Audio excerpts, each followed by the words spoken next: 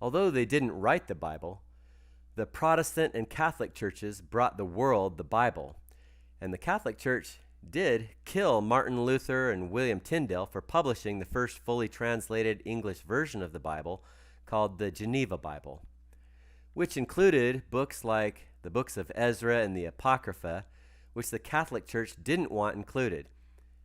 In fact, Ezra specified not to give it to the public like that. I just wish people didn't have to hide behind Holy Scriptures while abusing people. That's too common.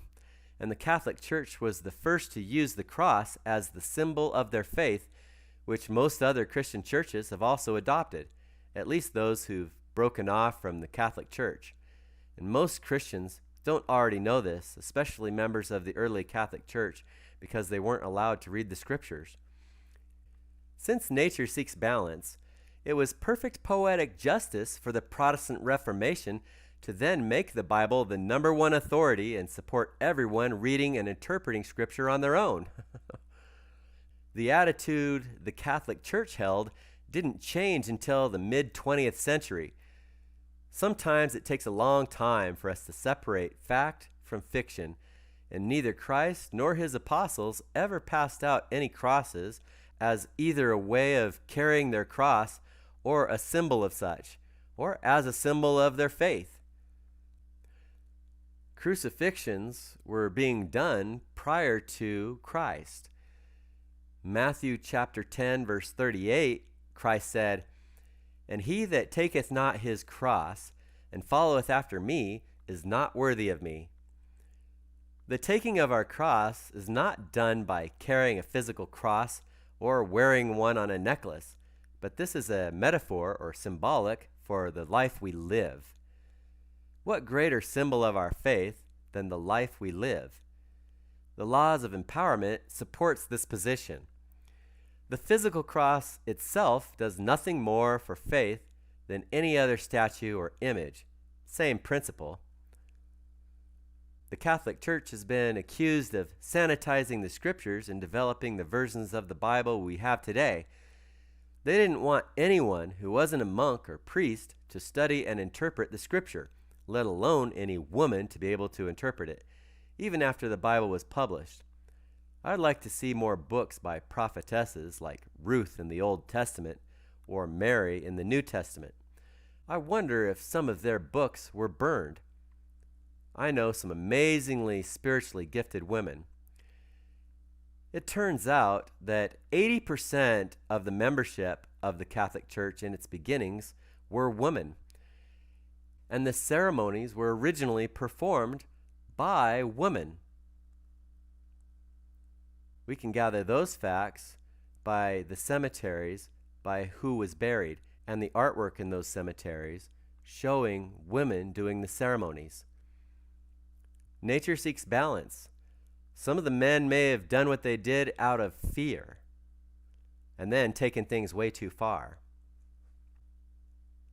We just passed the 500-year anniversary of Utopia, a book authored by Thomas More, published in the year 1516. As Chief Chancellor, Thomas More used to train judges how to be judges. The film and play A Man for All Seasons tells only part of the tale between Thomas More and King Henry VIII, who had Thomas More's head cut off July 6, 1535, after he refused to take the oath of supremacy, which would have made King Henry the 8th leader of the Catholic Church in England. Thomas was set up by the king, who had already decided he didn't like the utopian ideas he was spreading on the side, because the utopia principles were not in harmony with the king's agenda. It exposed the king as an abuser. When two opposite ideas collide, it's not so bad just thinking about them, but when they're both manifesting at the same time in the same situation, watch out. Thomas More was opposed to the Protestant Reformation, which considered the Bible as the sola scriptura, meaning Scripture alone as the sole infallible rule of faith and practice. An easy attitude for people to have who have never been allowed to even read the Scriptures. Their main intention was to shake off the control by the papal authority of the Catholic Church, placing the authority of the Scriptures themselves first and any church office positions second. So in the Protestant view, the authority comes from the Bible itself. Personal revelation, such as meeting with and talking directly to God, a message from an angel, or other prophets, are not considered an original authority alongside the Bible. But how were any of the books in the Bible ever written then? Well, it appears they didn't really think that far ahead.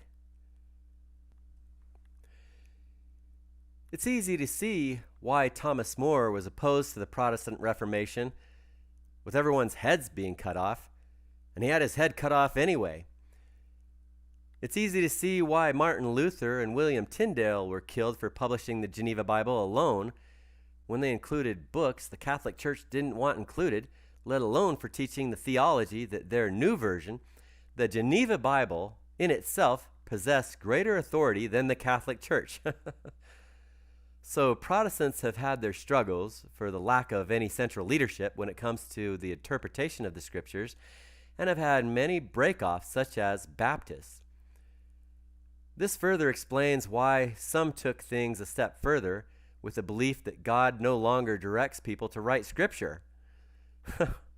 At least the Methodist faith, although part of the Protestant Reformation, reintegrated the need for personal communication with God in conjunction with Scripture, and with the basic laws of integration versus disintegration, we can more clearly see why this took place. But some still believe the direct revelation from God no longer happens, especially to the point of writing new Scripture, even though it had already been done all through history.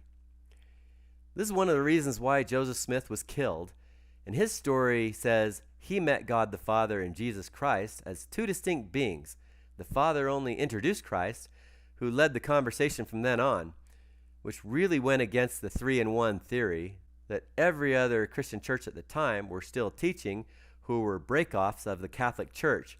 They had rejected the papal authority, but had still already adopted some of the basic beliefs created during the First Council of Nicaea.